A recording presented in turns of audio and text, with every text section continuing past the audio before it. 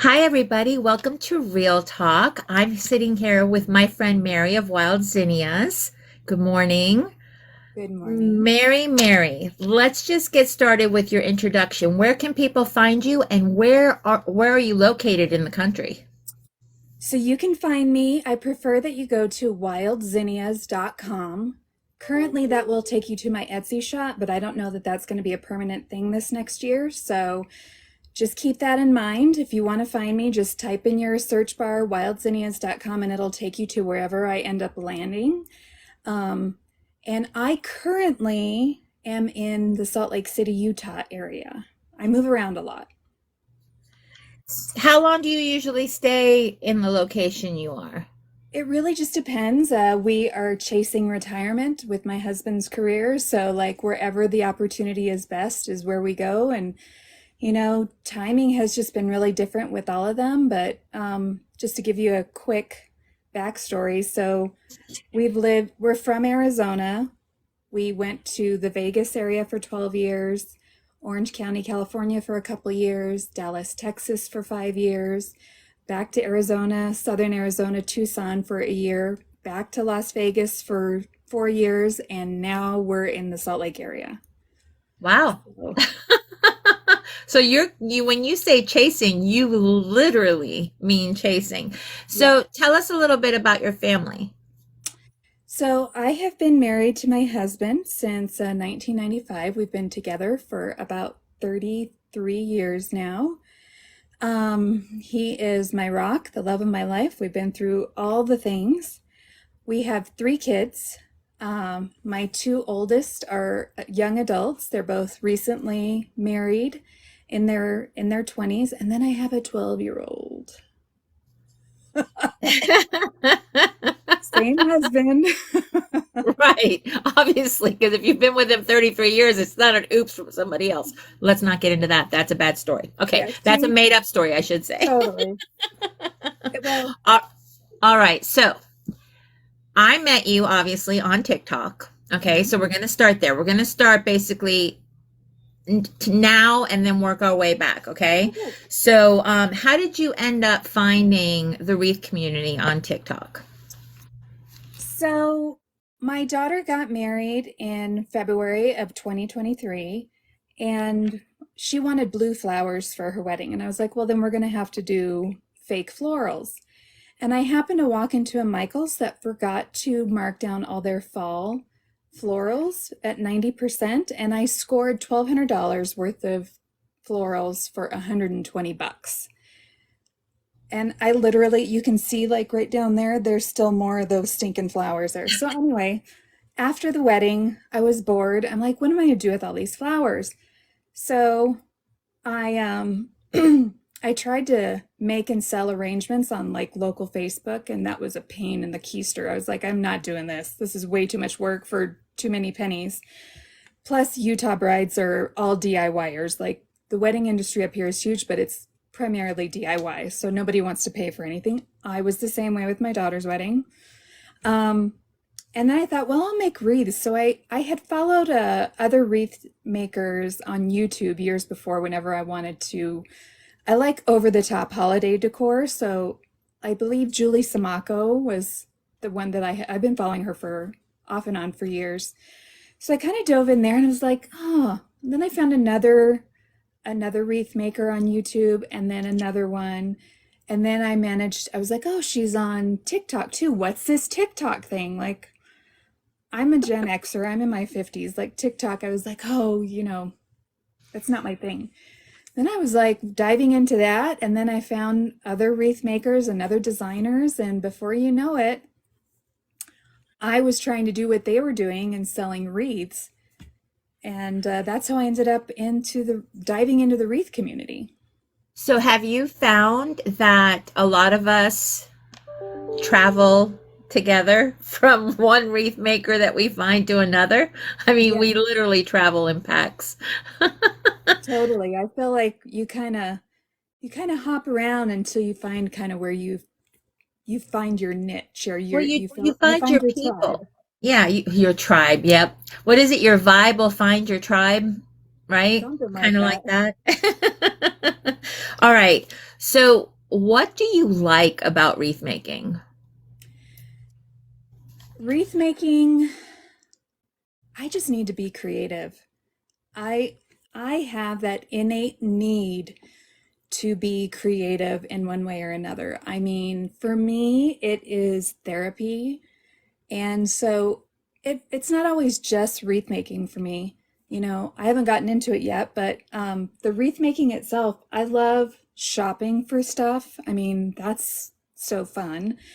And then coming up with the design and trying to work with what you have and just building and learning and the whole thing. I like the soup to nuts. I like it all. Soup to nuts, she likes it all. I love you.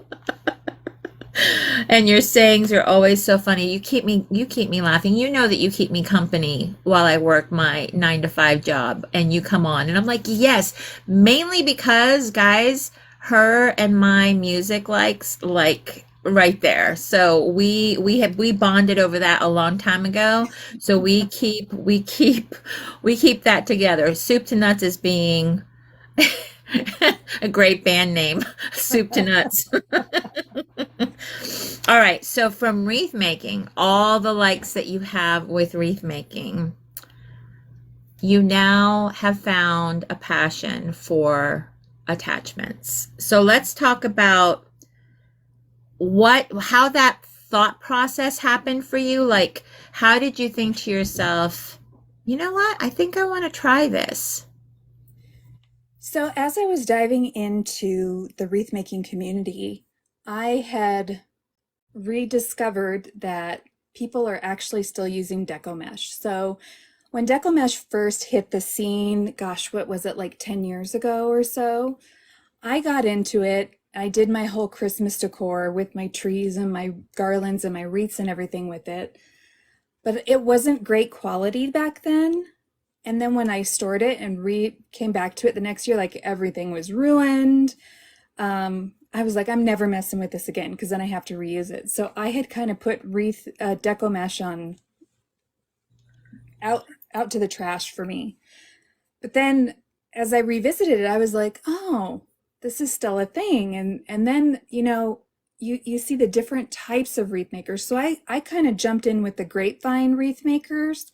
That's kind of what I know and what felt easiest to most I felt most comfortable with. And I probably like that aesthetic is really probably more me for like because I like the everyday vibe and I love greenery. I just kind of am attracted to that.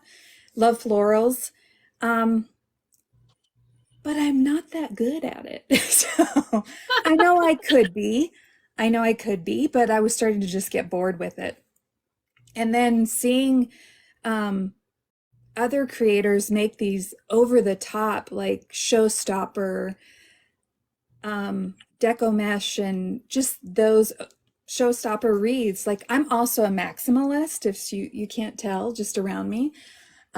So I was like, oh, that's so stinking cool, but that's not a thing where I live at all. So there's no way I'd be able to sell up here in this area. Here it's like the coffee filter wreaths are in every door here. It's a totally different vibe.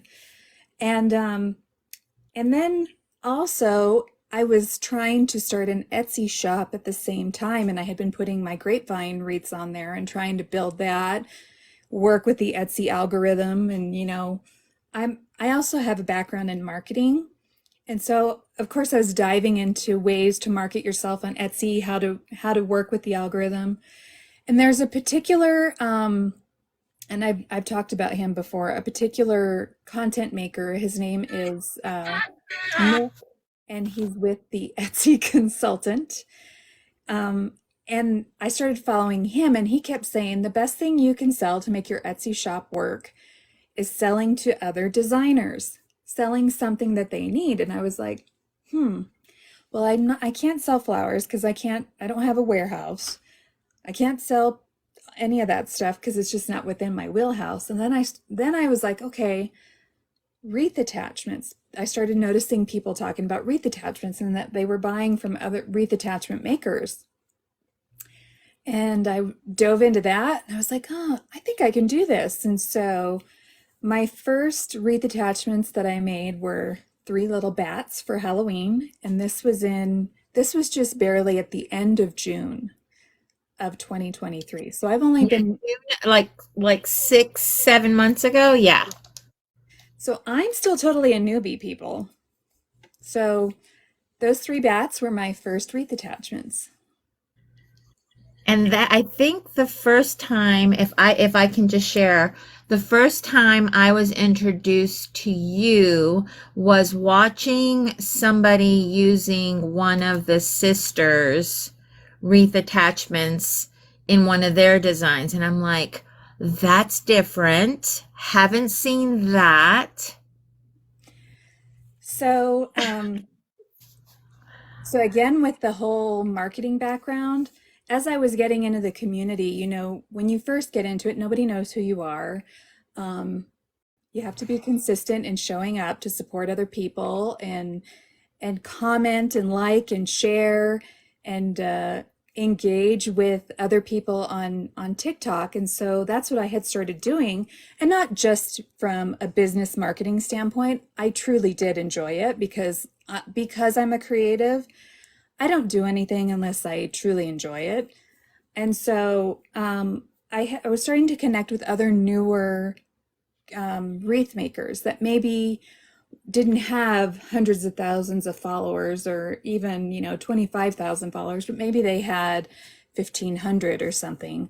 And it's interesting, like in my former career, like I really find that you tend to connect with people on your sort of your entry level, and then you all kind of graduate and kind of go up the food chain, so to speak, in that way. And so there was a couple of wreath makers. I don't know if I should name by names, but Amber, who we haven't seen in a long time, she was kind of my first TikTok friend. And but she had been doing it about a year, I think, maybe a little under a year, a little bit longer than me. And she's like, I really like what you're posting. That wreath attachment is really cute. Because I love Hocus Pocus, huge Hocus Pocus fan. And being new and not knowing the whole copyright thing yet, I was like, I'm going to make a Sanderson sister, because I was like, I want to make something cute that nobody else is making. And so I made a Sanderson sister, and I was like, I'm going to send this to you, because she could go live already. And she's like, I'll do a live with it. I'm like, cool, go, you do that. So I just sent it to her. And when she was doing it, another wreath maker who has more followers saw it, and that wreath maker was like, where did you get that? And that person went to my Etsy and bought, it was my first Etsy sale, and that was Courtney. Courtney was my very first sale on Etsy. So I'm eternally indebted to her for being my very first sale. And then she bought like, I think now she just bought the one wreath attachment, but then she went back and bought a couple more. And then the next thing you know, she had one in her video. And yeah, it just kind of snowballed from there. But that's an example of you marketing, right? Using, basically not using, let me collaborating. That's a better word. There we go. Collaborating with another creator who then got seen by another designer, and then that designer went and found you and Yep. purchased from you. But that's how we connect in the community, and that's how we can help each other in the community. Just FYI, little tidbit right there for you guys. Several people have said hello. I want you to go ahead and look in the chat, Mary, so that you can see the people that have said hello and shared things and how they found you. Somebody said that the cocoa mug is how they were introduced to you. A designer used the cocoa mug in their design, and that's how they found you. So go ahead and take a moment, guys, if you want to say anything to Mary based on how either you were first introduced to her or come to find out about her or found her. Just go ahead and share a little bit about that, because I know that it helps us to see like where we've been and how we did things, because it just, it gives us a little pat in the back and a little inspiration. So there you go. And I'm so glad that we can both see the same chat. This really works out super well. That's awesome. I hear the gingerbread guy I made Candy a clock. It was kind of a last minute thing, so hopefully next year it'll pick up a little bit better. The cocoa mug. I'm so happy that you've all found me. Me too. Me too. So excited for that. So funny. So, you know what we need to start doing? Somebody just said we need to really start hashtagging everything with Wreath TikTok because that way, when you hashtag stuff similar, that means more people that are looking for that can find it. So that's a good idea. Good idea. All Lisa right. says she had the cocoa mug. Uh-huh. So Very you're going to be cool. bringing the clock back around next year earlier so that we can, Yeah, because because that one was it super really cute. it went up like this the first week of December. It just didn't really have time to gain any traction. And fourth quarter was a little crazy for me, so Yeah, I hear you. it just kind of came in a little late. So apparently it's already time to work on Halloween because it's funny that I had mentioned my first attachments were those bats. I got an order for Halloween bats this morning, so But that's the thing though. So it doesn't matter like when you do things because I was told early on that even though it's not the season for something that you've previously done, don't take that listing down yeah. because people are shopping all the time for different things for different seasons. If they like it, they want it, they get it. So that's what we do. Did you see Lynette say Mary's She my girl? did.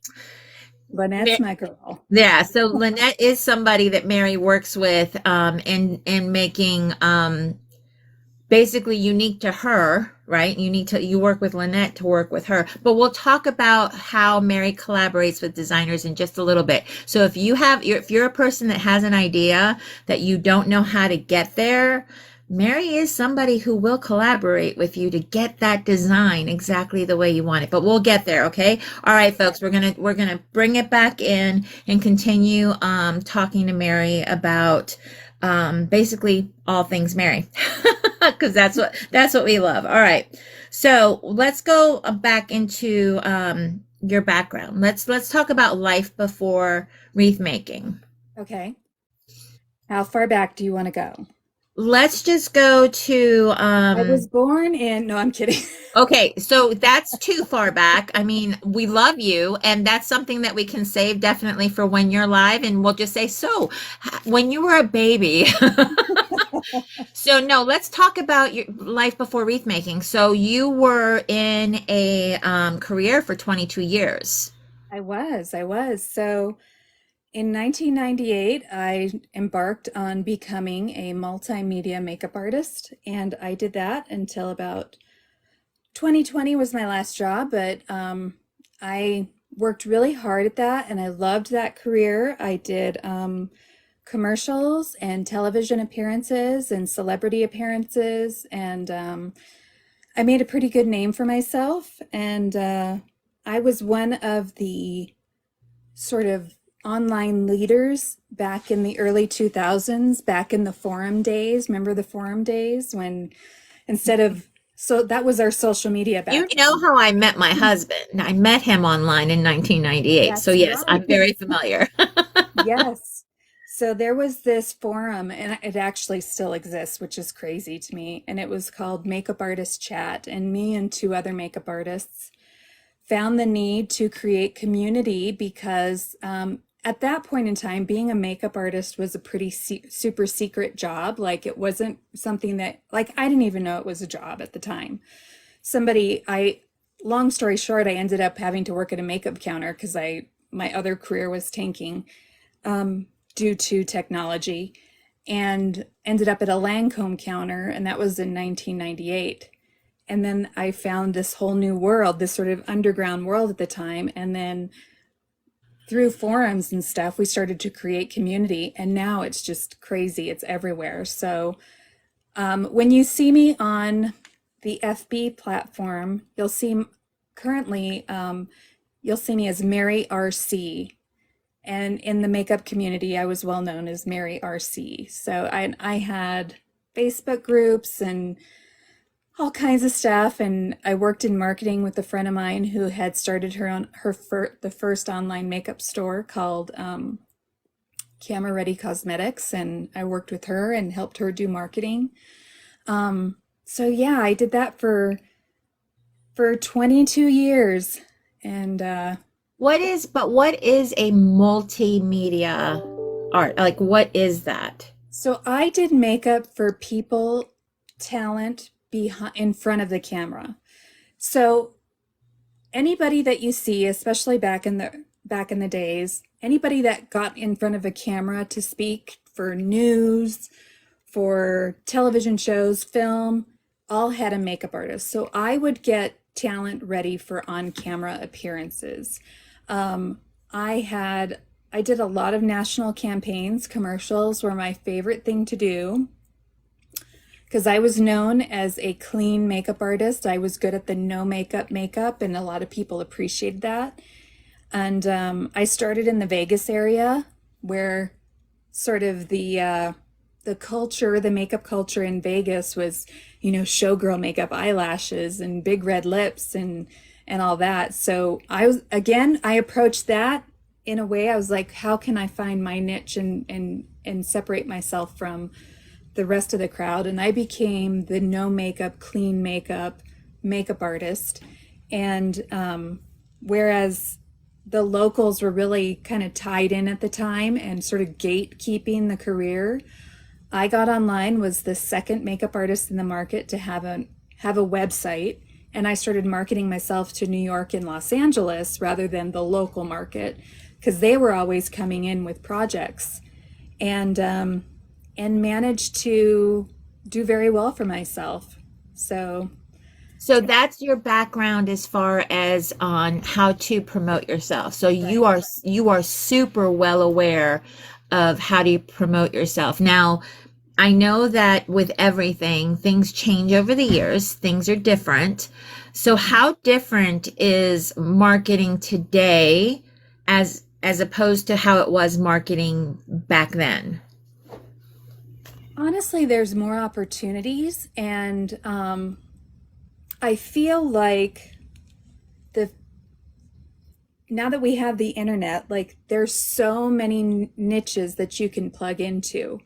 Um, just like I was saying before, you have to decide, especially with wreaths, like what you want to sell, what is available in your market, what is working in your market. Like I said before, like in Utah, showstoppers are not a thing. Grapevines, very simple grapevines, and then these coffee filter wreaths are huge here. You can make a coffee filter wreath and sell it for $100. They're a pain in the neck to make. They're so hard to make, and they're very cute. But and then I feel like a lot of the showstoppers end up somewhere in the South. Everything's a little different. Like what kind of wreath is happening in California isn't happening in Utah. What's happening in Arizona isn't happening in Maine. What's happening in New York isn't like, it's so regional. So there's a lot of different places that we can expose ourselves to that kind of talent. And I think, like for me, I feel like most of my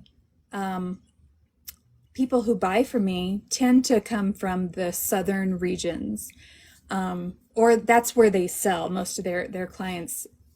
Those are the people that are buying what they're making. But that's the beauty of being online. Like, I know I can't sell one of these here in Utah, but I can go online and I can start a shop and a business and sell all over the world. So I think you just have to be super hyper aware of what is happening around you, what's working, what's not working. You can do that even just by, you know, trying to find other creators in your area. So that's basically just being aware And researching, you have to do the work. yeah, do the work, do the research. So as far as like selling platforms, you said, that currently you're on Etsy, but you're going to be moving away from Etsy, coming this year. Um, so Etsy, I mean, how did you figure out, that Etsy was going to be, especially starting out, a platform that you were going to be using?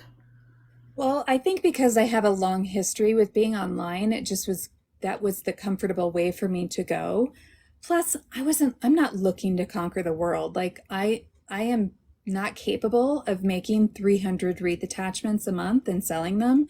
So I was okay with knowing I was getting into something that was going to take a while to build. And that's the thing with Etsy. It doesn't happen overnight. And quite frankly, I'm surprised I'm as busy as I am on Etsy, but I do drive most of my own traffic there.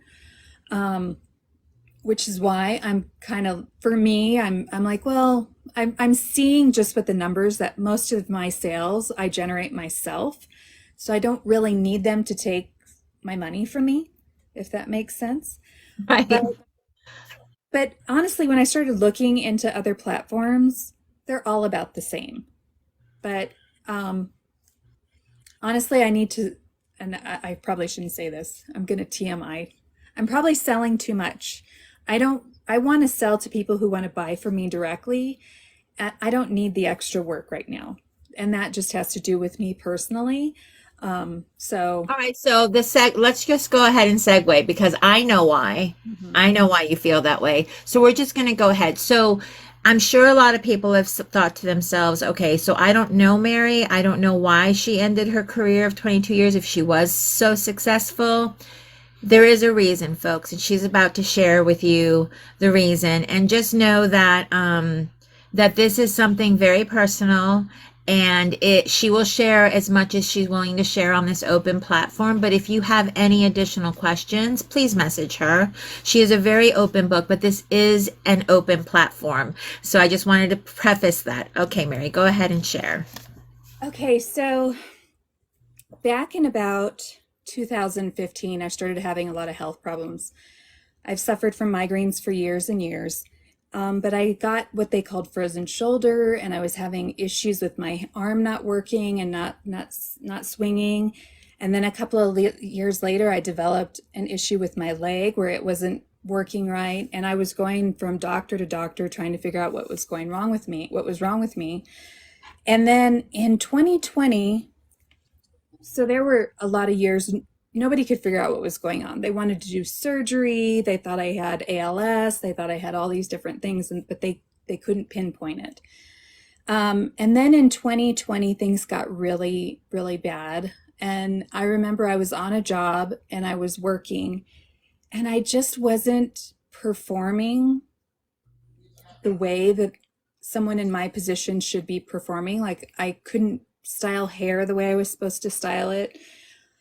Was developing a tremor, and I would go to put makeup on someone and it would just be a mess. And I was just like, this, I can't do this anymore. What is going on?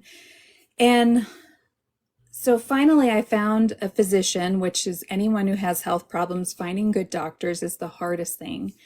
Um, I'll tell you guys a quick story. So, because I was failing so much with doctors, um, I had decided to abandon Western medicine altogether. As many of you know, when you're sick and nobody knows what's wrong with you, you get desperate. So I started going to natural healers and doing Reiki and energy healing and emotional release healing. Like I was going to anybody and everybody. And I don't know if anybody's out there is spiritual or not, but I am. And I was seeing this one energy healer, and she was working on me. And we were doing a session. She's like, we're going to call upon your ancestors to come and help and heal you, right? And many of you who follow me know that this little kitty cat is my grandma.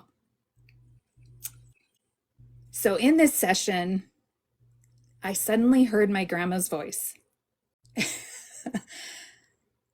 And she said, Mary, you have to find a real doctor. This shit is not working. I love that. Thanks, Grandma. And I heard it loud and clear, and it was in her gravelly, smoky voice. And I was like, okay, I got to stop. I got to figure this out. So I found a doctor. I finally found a doctor, and he helped me get a diagnosis. And the diagnosis is Parkinson's disease, which sucks. Don't feel sorry for me. You can agree with me and say, Mary, that sucks. I'd rather hear That you say, sucks, Mary, Mary. that That sucks. really sucks. Yeah. Because nobody, here I've been this makeup artist for so many years and I can't perform and do this anymore. Because when the pandemic hit and we became very sedative as a society and staying home, I started having severe issues where I wasn't able to talk, I wasn't able to swallow, I couldn't walk, I was falling down. It was terrible. I couldn't sleep, but I couldn't do anything. And so finding out that it was Parkinson's disease was devastating because there was nothing that could fix it because there is no cure and it's not going to get better. It's only going to get worse. But I I am able to get treatment and manage it and do what I can to slow things down. Um, so because of that, um, I had to end my career, and it was a very long grieving process. You know, I hid for 2.5 years. I didn't want anybody to see me. Um, it's hard to see this the pity in other people's eyes when they know you as this vibrant, energetic person capable of doing all these things, and then they see you where you can barely walk and you can barely talk, and you know you're tremoring and things like that. So it was I hid away for a couple of years, probably until I started diving into I hid away until my daughter's wedding, to be honest with you. That was really the first time a lot of people had seen me since the diagnosis. And, and I think the other thing with the wreath community and doing this is you guys don't know what I was like before. You only know me as I am now. So because you see me as I am, making my weird, funny faces, overly exaggerating, sometimes shaky, moving real slow, like that's all you know. So for me, y'all are a gift because you're new friends and you don't pity me because you only know me as Mary from Wild Zinnias. And so for me, that's a comfort.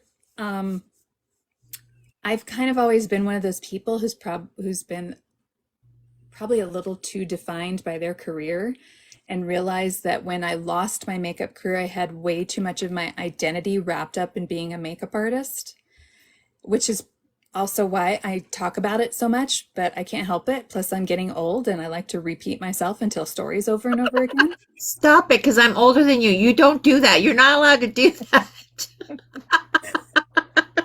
But, you know, I'm grateful that I can do what I can do now, which, as you had mentioned before, is also why I'm probably going to have to get off of Etsy because it's a blessing to have so much support and have so many orders, but I don't want to do something that I can't do 100%. But the good thing is the designing and the crafting is actually very good therapy for me as well. So I need to do it, and I'm not talking just like mental therapy, physical therapy. Like I was going to see an occupational therapist and she was having me do this like mundane little like stuff so that my brain can retrain. So that's what's great about the wreath attachments is like when I'm doing the physical things with my hands, because I had lost complete Well, it's function with fine my hand. motor. It's fine Yeah, motor. yeah. So for me, that's great. But then like Christmas was kind of a wake up call, fourth quarter. Like every time my phone would ching, instead of being excited and happy, I was like, oh crap, how am I going to do this? So it's a wonderful problem to have, but I want people who buy from me to love what I do for them, and I want to be able to send them quality products. So I really have to like limit how much I can do. So that's why I say I don't know that I'm going to be on Etsy for very much longer because the algorithm likes me now, which And you're like, oh no. That's hilarious. But at the same time, you have to understand as a community, you have to understand that Mary's being responsible and true to her limitations, and she doesn't want to make commitments that she can't fulfill, is what she's ultimately saying. So we can respect that, we can understand that. And Mary, thank you so much for sharing your health and where you're at. But we also know that from watching you that you'll share with us. You're like, okay, guys, just so you know, I haven't taken my medication, or I need to take my medication. I can't be on late with you guys because it's time for Mary to go to bed. So So, there's a lot of things. so the kind of Parkinson's that I have, um, I get what's called akinesia and bradykinesia. Like right now, my meds are functioning great, but I literally turn into a sloth when the medication starts to wear off. And they call, just for so you guys know, it's my off time, meaning that my medication's no longer working. And then I can take another dose, and then that has to kick in. So when you were like 11 o'clock was when I was like, okay, that's peak time for my meds. And so at about 1 o'clock, everything will start to slow down and I'll start to move slow.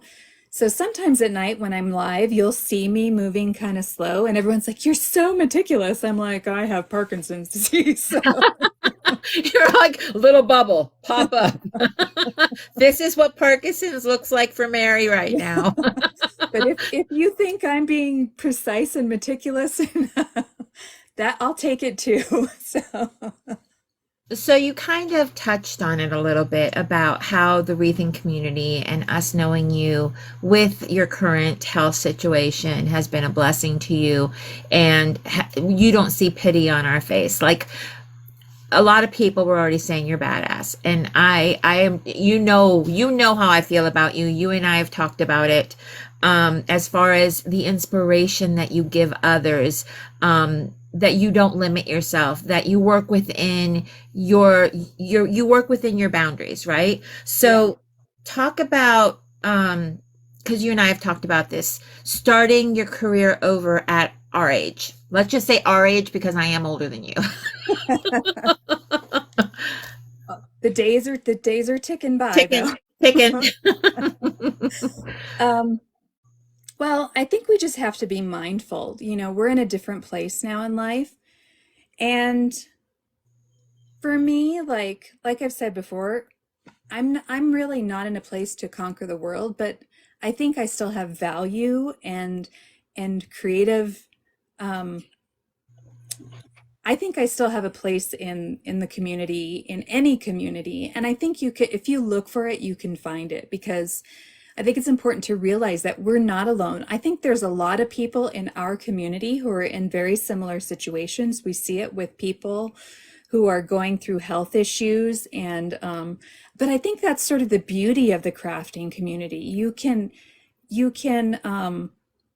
it's something that you can do at your own pace, you know, and hopefully you don't have to rely on the income. That I think is, I'm grateful that I don't rely on my crafting income. It puts me in a different, I think, headspace and mindset in moving forward. And I was thinking about this even last night. I'm like, is this really a business, or is this a hobby? What is this for me? And like, I think, what am I trying to say? You get there. Don't worry. There's no rush. This you're on Mary time right now. So, like I said before, I was very defined by my career before.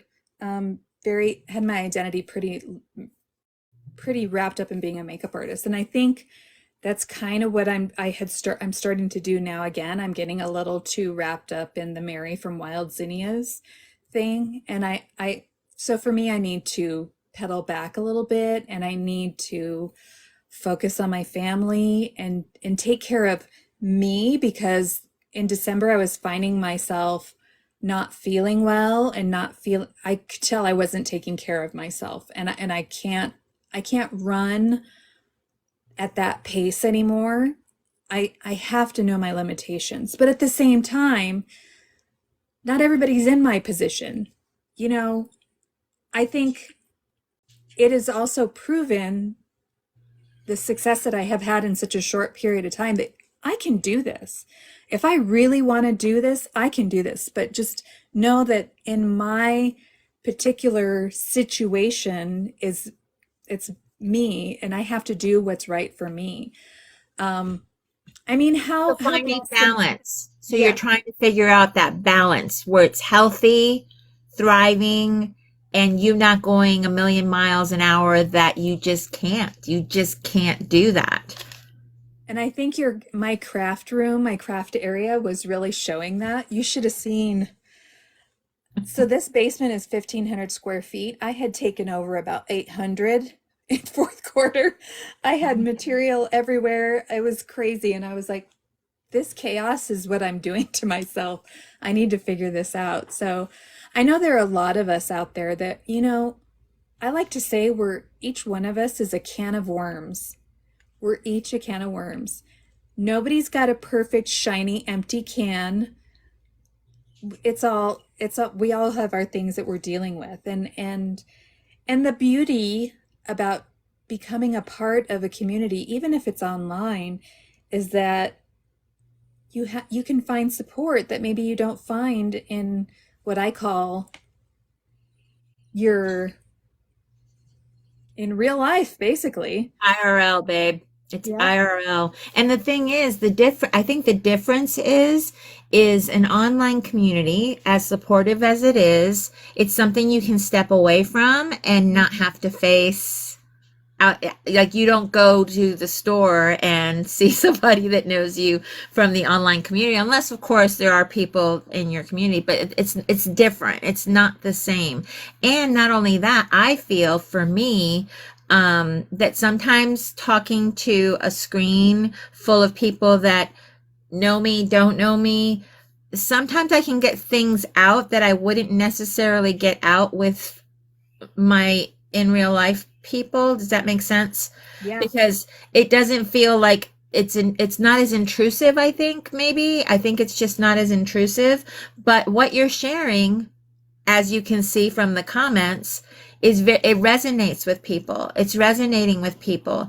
People are going through this. They're also struggling with figuring out this whole new world to them, and people telling you sell on Etsy, sell on Etsy, sell on Etsy, but they don't know what it takes to get there. And it's not like you post something on Etsy and immediately somebody's buying it. It has so much more to do than just that.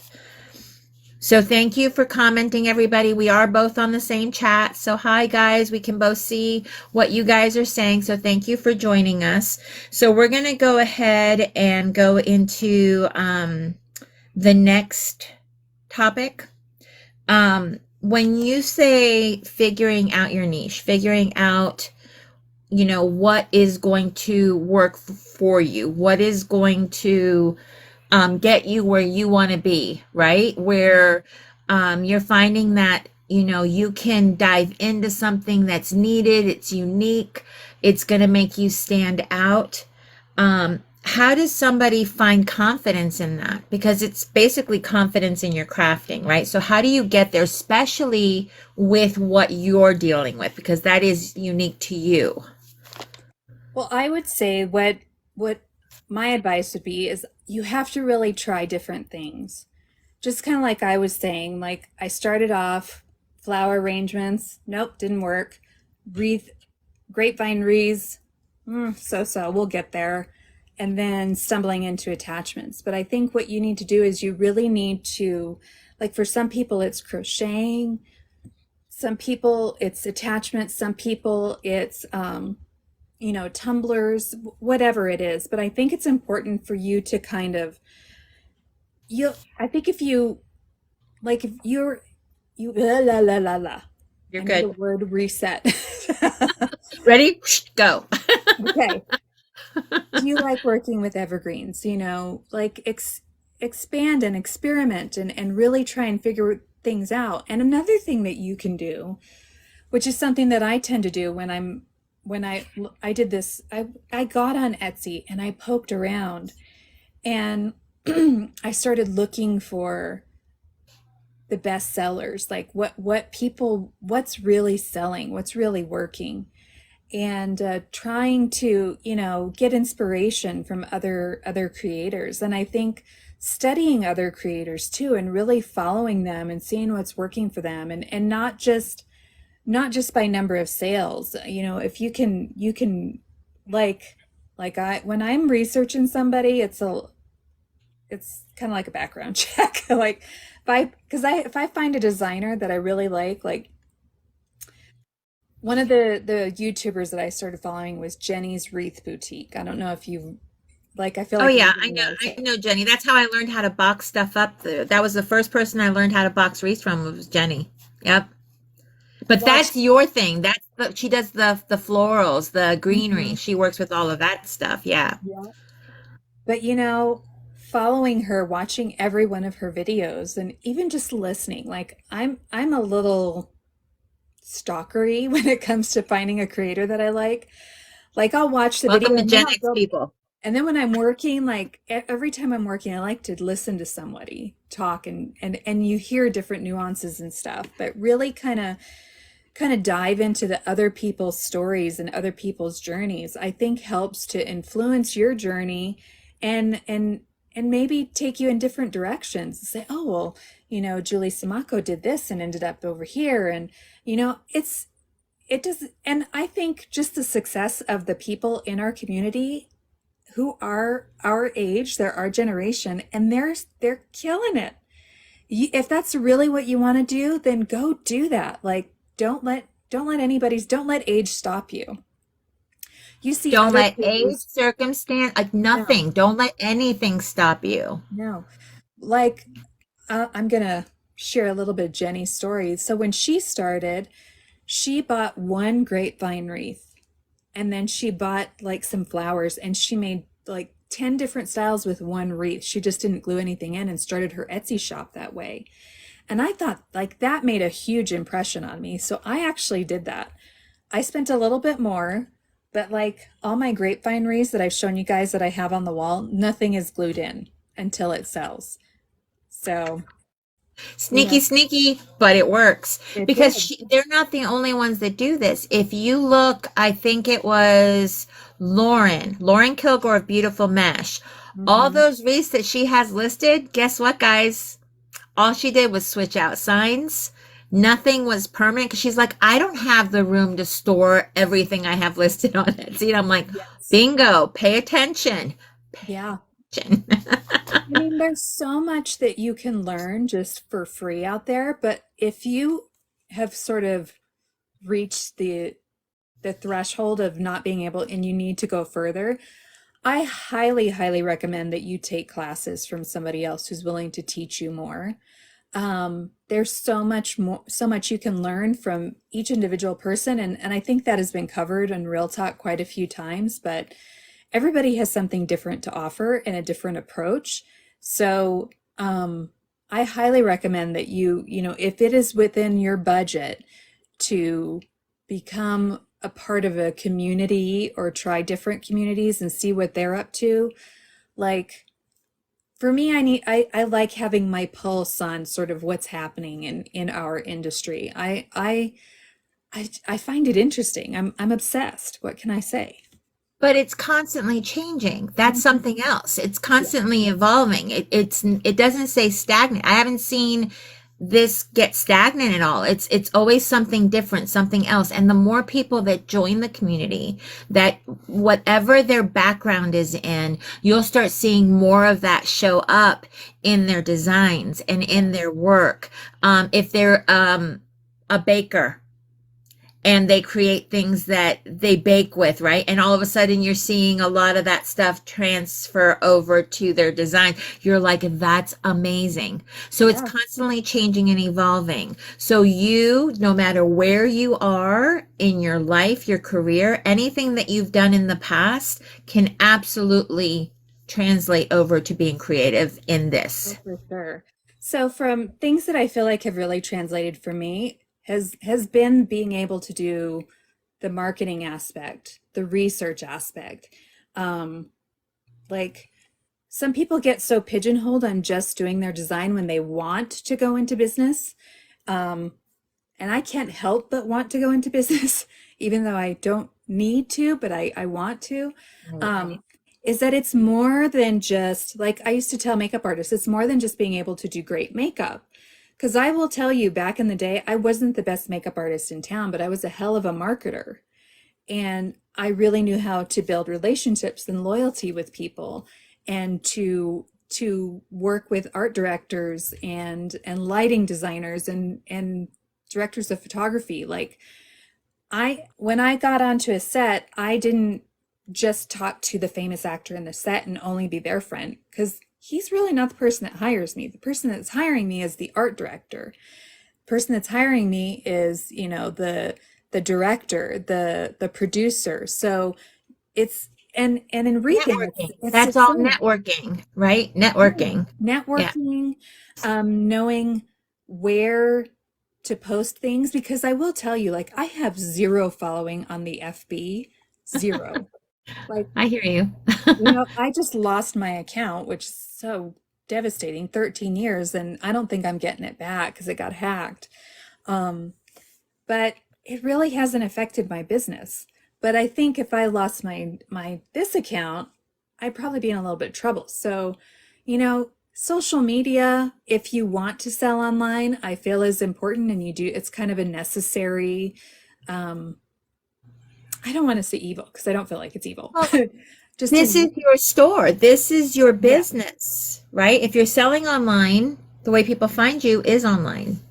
But you may also find that, and I think Lauren Kilgore teaches this really well, that you may have something, if you go the Etsy route, that the algorithm really picks up on, and you sell a bunch of it, but nobody else is selling it. That's why I say, go to Etsy and see what's selling. It's not just about making a pretty wreath.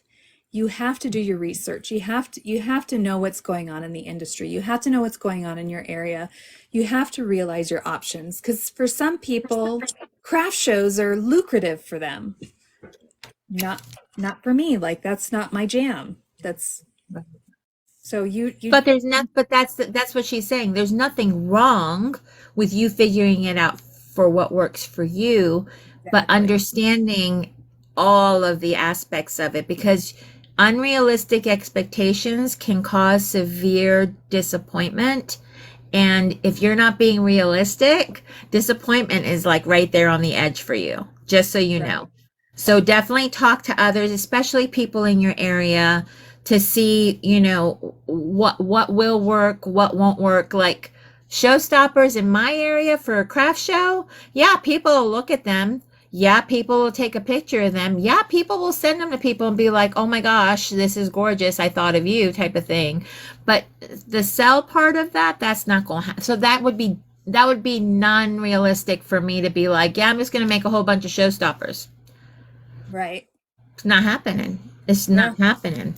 All right, so let's If you talk. notice, like, showstoppers Yeah. are always tied to someone who has a large social media following. Have you noticed that? It's like, Yep.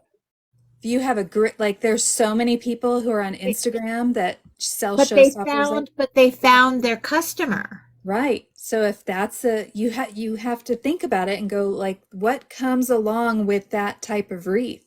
Yep. Because it's not just, you know, that kind of, there's more to it than just making pretty. Or being a maximalist designer. Just saying. So let's Yeah. go to going live. Okay. Let's talk about, because a lot of people they've gotten their 1,000 followers. They feel like they have to be prepared, completely poised, everything else to go live on the platform, right? That's how they feel. So for you going live, what did that mean for you? Because mind you, again, we are Gen Xers. So going live on this platform, putting ourselves out there, what was that like for you? Like, was there fear? Was there nerves? Like, talk about all those things. Well, I think for me, because I had done it on the FB platform, I used to do lives and interviews and stuff back then. It wasn't, for me, it was being comfortable with myself and my new capabilities, because when I do videos of myself and I don't like the way I look, because I can see the Parkinson's in me. Maybe other people can't, but I can see it. So for me, it was getting over that hump. But you know what brought me comfort is kind of scrolling through and seeing what was live. I'm like, if this can go live, I can go live. So, Same, same for me. I promise you it was the same for me. And I'm like, okay, well, anybody, like literally everybody just goes live. They just hit the button and go. yeah, That's what you got yeah, to do. That's what you got to do. exactly. And like Joan said in the comments, just go live. Don't try to be perfect, and you will find your people, Yeah, 100%, a hundred right? percent. But I that was agree with probably the that. biggest thing. I was like, okay, okay, I can do this. But that's you said something that I want to touch more on. You heard Mary say that she had to be comfortable with herself. So that takes whatever that is for you is what you need to figure out. You need to be comfortable with you. If it means playing rock and music because that's what brings out this look at her smile. That's what brings out the smile. That's what brings out your comfort. Yep. That's what brings out your comfort.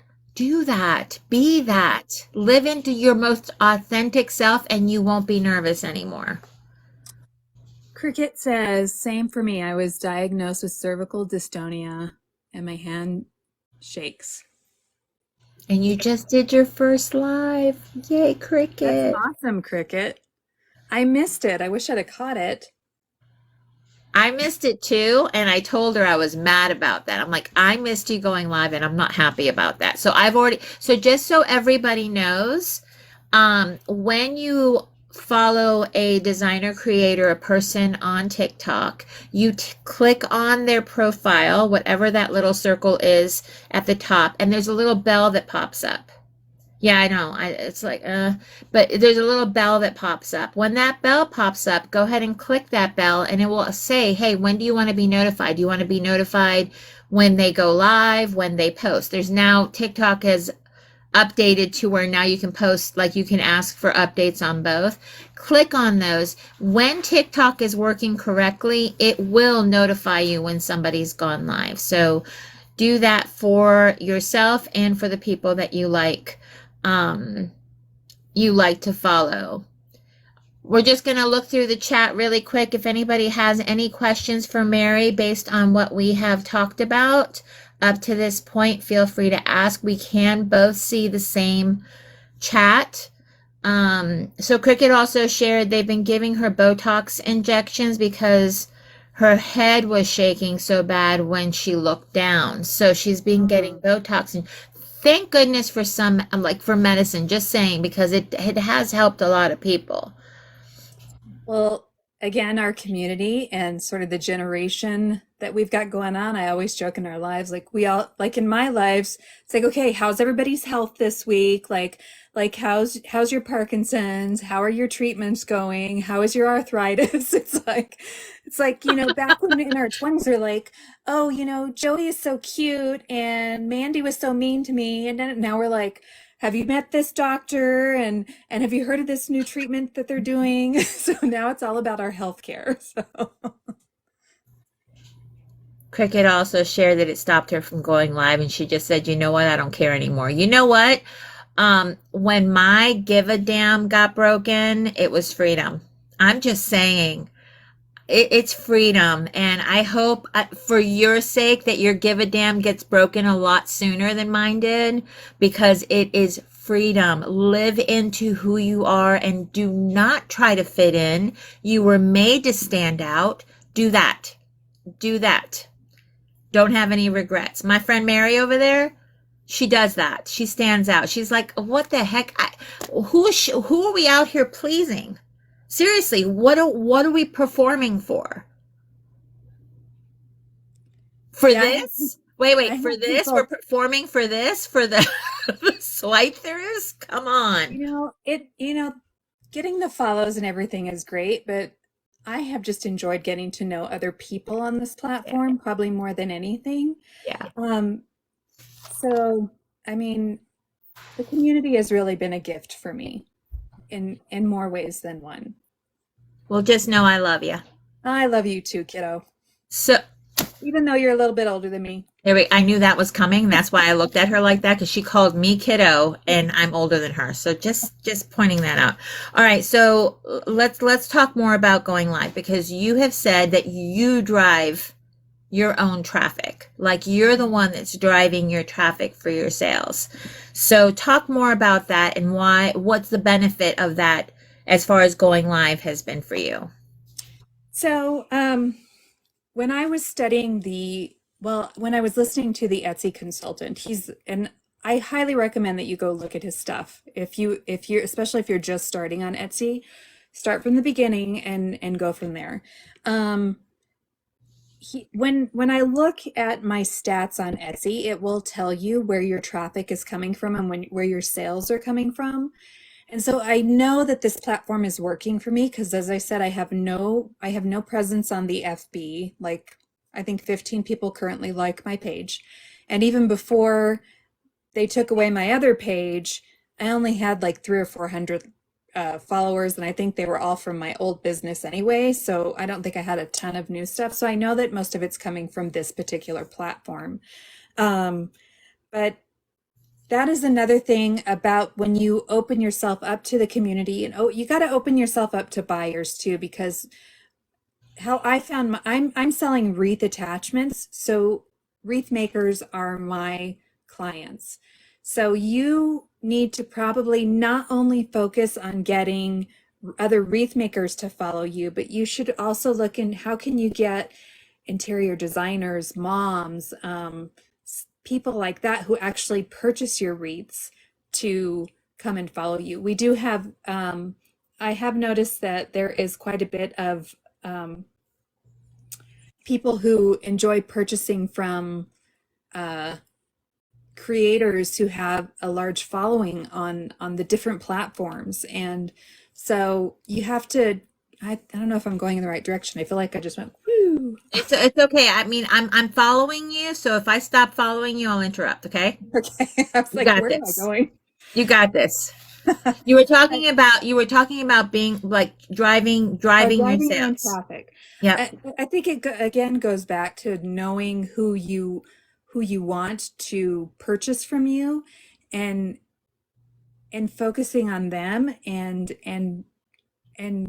doing what it takes to get them to go to your website, to Etsy, whatever. And then when it does come to Etsy, there are things that are important like keywords. But if you follow the Etsy consultant, you don't have to go and pay a bunch of money for keywords. He actually has a couple of videos that you can watch for free that'll help you get your keywords correctly. Um, but I think the trick is getting the first few sales on Etsy and then placating to the algorithm. And Etsy has what they call a quality score, and it's a trust factor. They need to be able to trust that one, you're going to get your things out on time and ship them on time. I had a little scare with that. Um, and that you're going to post new stuff. So you can't just post three or four things and leave them there for a year, pay the fees, and expect them to sell. It doesn't work that way. Like, I go into my listings and I tweak them a little bit. Etsy likes to see that you give a crap about whatever you've listed. They want to know that you are in your store. Like, you got to update they have a little um, announcement bar. Like, if you get in there three or four times a month and you change that out, they know that you're in there. They want you to be active, and they want you in there tweaking things and seeing what works. And they actually they do prefer you to have more than one thing in stock. So that's something that is really important when you're putting something out there. I know, like, but when it comes to one of a kind things, that means that you're going to have to drive the traffic to those one of a kind things, and that Etsy will not be able to do that for you because Etsy prefers you to have stock in something.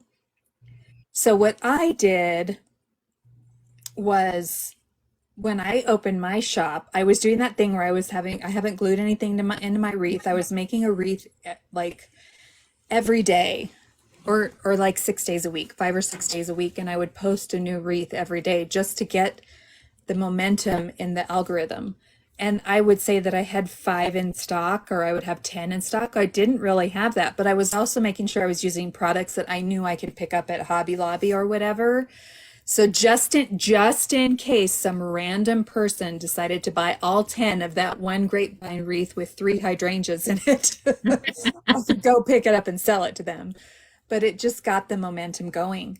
But what one thing you'll see with the Etsy consultant is if you follow his plan and go the long haul, you will eventually get traffic. It does take almost a year, but he says don't waste your time driving your own traffic. I don't believe in that. I do a little bit of other creators things. I think it's okay to get on and to, I mean, if you're going to become a part of a community, why not? Why not direct the traffic there? Even if your friends will go to Etsy and at least follow your shop, that gives your shop some momentum too. So you know how you're always telling people to like, follow, share, tell them to go to your Etsy page, your Etsy shop and follow you, because that Oh, as also, part of your dialogue. As part of your yeah. dialogue. Okay. So whenever I go on, I try to tell people, follow my Etsy shop just so you can see what's coming. So that's an important tip for you guys to do is when you do go live or you do post on social media, do that post that says follow my Etsy shop. See, so you can keep a track, you can see all my new things that I'm making. Because that's tickling the Etsy algorithm, because Etsy's algorithm is its own beast. She's tickling the algorithm. The Etsy Somebody did ask a question. Let me pause you right there. Somebody did ask you a question in the chat. They asked if you pay for Etsy ads. I do not. So I started my shop, as I told you. Actually, I started it in March. Didn't sell anything until the end of June. That was my first sale. So I really only count, like, that first half was me trying to do the grapevine wreath thing, wasn't working. And then when I shifted gears to wreath attachments. So since June, I am coming up on I have 3 more sales till I get to my 200th Etsy sale. So that's a lot It is a lot. in my mind. It is a lot. I can't believe, and I've actually made more than 200 attachments, because a lot of those are sales had multiple attachments. I've done custom orders. I've done custom bulk orders on the side. So that's just what, Etsy has kept track of. But I would say that I don't have it in front of me. I think like about 80% of my sales are all direct traffic, meaning that I sent somebody there to them. And one thing that I do that I think has been super beneficial is I have purchased a domain name, wildzinnias.com. And rather than telling people to click on a link to go there, I ask people to go to wildzinnias.com directly. And then that bypasses any sales fees that you're going to get from Etsy, because Etsy charges you on your sale. If someone comes in from Facebook and goes directly to Etsy, Etsy will take a fee off of you, because it'll consider that like a social media ad type thing. So I don't sign up for any of the ads. I did notice last night that they have put me in a few ads, and so I think I've spent like $13 total in ads, and I'm just like, that's another reason why I was like, I didn't ask to be in any ads. So, but that's something that I can't remember if you can turn that off or not, but You if can. And you can, there's a way that you can do it per listing. So if I you think have that's, certain listings, yeah, if you have I think I certain have some listings, listings that I don't have that checked on. So I got to yeah, so you go just go through. in and you slide that little bar Yeah. that's in there, right? And it's all can be done through your marketing. But that's a good point. Going back to purchase domain name, Mhm. something that I just learned because I had no idea about that, and I'm sure you learned it from the Etsy consultant. I know you get on to me. I get it. I have to list. I know, Fran. I know. I got to go listen to him. But purchasing a domain name, like you just heard her say, it bypasses going from a social media. So Mhm. Facebook, TikTok, any social media platform that you have a link in. Same thing with Linktree. Does that consider it still, even if it's a link tree, does it still consider it coming from social media? I haven't figured that out yet, to be Okay, honest with okay. you. I just thought I'd ask because I mean, hey, I don't know Yeah. if that's part of it, but okay, but that's good, some good tips. I do have a link tree. I don't use it, but what you can do instead of putting your Etsy address on your link tree is just like put your domain name. So it'll still click on the domain name and then go Okay, to your shop. But the okay. nice thing is say you have a falling out with Etsy, right? People are still going to go to wherever you go. So if you decide to go to Yeah. Shopify or whatever other That platform domain will you be go linked to, through yeah. everyone's used to finding you through your domain and not through your Etsy link. So Okay, get your domain name, people, and use okay. it. Good You to know. Good to know. Am I wrong though? Did you learn that from the Etsy consultant? no, I knew. Like I knew. I knew. That is one of my goals. I do have him ready to go. So that is my background noise because my friend Mary said I have to listen from the beginning and work it through. So I'll do that because it's free, guys. This is totally free free. information. So And he's fairly new, so you're not looking at content that was posted 3 years ago that isn't current and accurate. He's only been on like a year, maybe. Connie, this is a person that's over on YouTube. YouTube. He's on TikTok too, but his platform is YouTube. And Jen Jen's boutique said that she learned from Deco Business that a domain name is the way to go. So all good information, all verified information. So I just shared, Angela. Let me say it again. The Etsy consultant is a person that is on YouTube. They are not specific to this community. They're just an Etsy consultant. How to use Etsy. And so he does have a lot of content that's primarily for digital downloads. Right. So you can bypass a lot of that content, Right.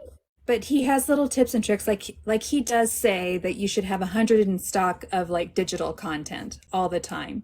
He does, but I have messaged him directly and he answers every question on his thing, and like he was the one who said, I was like, dude, I can't say I have 100 wreaths in stock. Like that's like if somebody decides to order 50 from me, I am up a creek. So, and he was like, okay, do five or 10. Connie, no. Just type the Etsy consultant in YouTube. You will find them. It's Yeah, his that name is simple. Nick. Like his videos are not fancy at all, No. but all he does is he actually works with companies that sell to Etsy, so he knows the algorithm, and he'll tell you when people are like when creators like don't worry about all this because all these creators like you need specific keywords and then go through me to buy this platform that tells you what keywords to use, and they're getting paid to do that. So he shows you how to bypass all that stuff. So imagine this, guys. Imagine this person's good at analyzing data. Okay? That's what I'm picturing this Etsy consultant as. He's good at analyzing data. He has figured out the Etsy algorithm. He is talking to us in a way we will understand how to make that work for us. So that's what this is about, right? And Mary, being that she does have a marketing background, she does have these platforms that she's worked in the past that knows how to do these things, knows that, hey, Etsy's new to me. Etsy, I'm curious about. I'm going to go find somebody who's just, free informationing it out and see what I can learn. And she has also well, I guess you don't have it anymore. The Facebook group that you started for marketing. No, it's Yeah. gone. Anyway, she did start a Facebook group for marketing to help like teach us the marketing part of it because she was learning alongside of us and was a place for all of us to share information. So these are things that we as a community can help each other with, and that is why we do this. Okay. All right. So thank you, Mary. We're gonna hard stop on that one Okay. because we could talk about that the rest All of the day. time. But I wanted to um, dive into parts of your business. Mhm. Because you had touched on it just briefly earlier, because you know that this is something we're going to talk about. But um, in marketing your business and working with designers, collaborations, talk about how that came about, how you started collaborating with designers. Well, I was in a live with one of the with a creator one night, and I was just like, I just asked, and they happened to respond. I was like, so what kind of wreath attachments would you like to see for Christmas? What are you seeing that, what are you not seeing? And would you mind sharing that with me? And they did. And then a couple of other people popped up and they're like, oh, make a gingerbread man, make a hot cocoa, make this. And I was like, oh, okay, I see there's a need for that. And because I was new and I had the time, I did 5 days of designs, just requests from these different creators. And then I was like, this is better than like throwing, something up against the wall to see if it sticks. And so so now what I do is, when I see a creator that I think that I would like to work with, I reach out to them and I've had them reach out to me. And so what I've done in working with these creators is, and I think Lindsay, like Lindsay is one of the first people from Tarnation Creations. She's one of the first people that I worked with, and she came to me and she was like, "Hey, can you make this? What do you think?" And I was like, "Yeah, I can make that." And so I made one for her, and then I put it on my Etsy shop, and it started selling. And so now what I do is I reach out to them, say, "Hey, do you want to collab with me?" Because they do a lot of designs that have wreath attachments in them, and I feel like our styles can jive.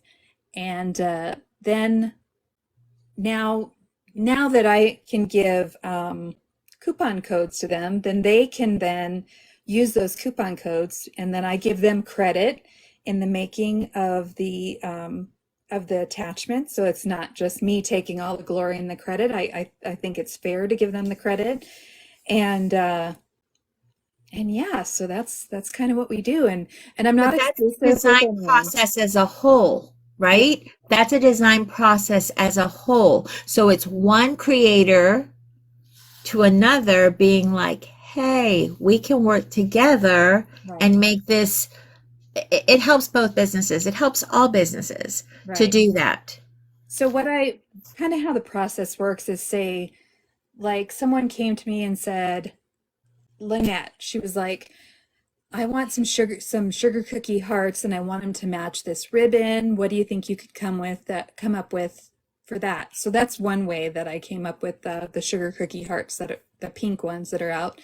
That's what Lynette wanted. And then Lindsay came to me with she's like, what are you doing for Valentine's Day? And so then she sent me some ideas of just like clip art that she thought was cute.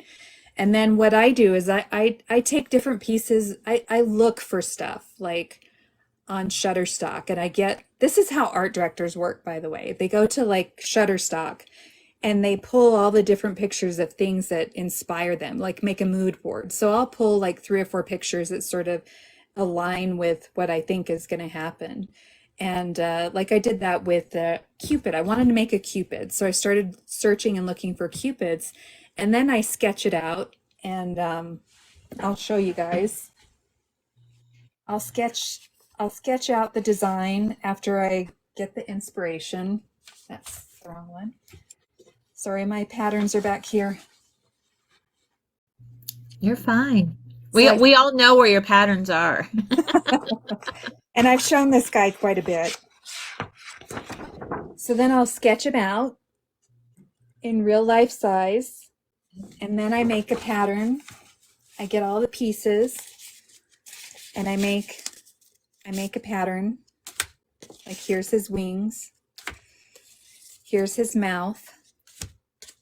And in my head, like I break down like what materials I'm going to use, and stuff like that. Like here's his hair, and I need to stop making things with curly hair, but I really like it, but they're a pain in the neck to make. So then I make that. And And if you then, don't know, Mary's attachments are multi-layered, so they're more of a 3D. Yeah. See, look. and then you come up with a cute little guy like this. Yeah. And he just got posted on last night, but he's really difficult to make. Yep. So I'm only going to make a limited quantity of him. I'm only going to make probably 5 or 6 of him, and that's it. That's But it. I am going to offer him in as a ginger boy, and then I'm also going to make him as an African American Cupid as well. Woohoo. So, and I'll only sell 5. So if you want one, you're going to have to order it now and quick because I can only make so many of him because he's kind of difficult to make.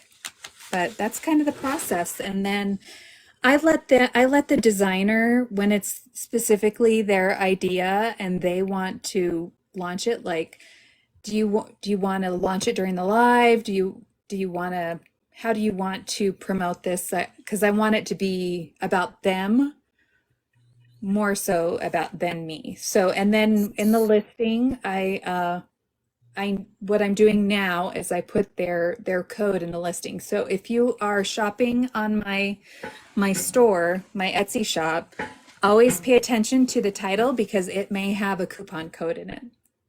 So you put the coupon code right there, so it's really a no-brainer, and the person shopping is saving with that coupon code, Yeah, you right? get 20% off for using Okay, it. so they get 20% off. So okay, so let's say I'm a brand new designer, okay?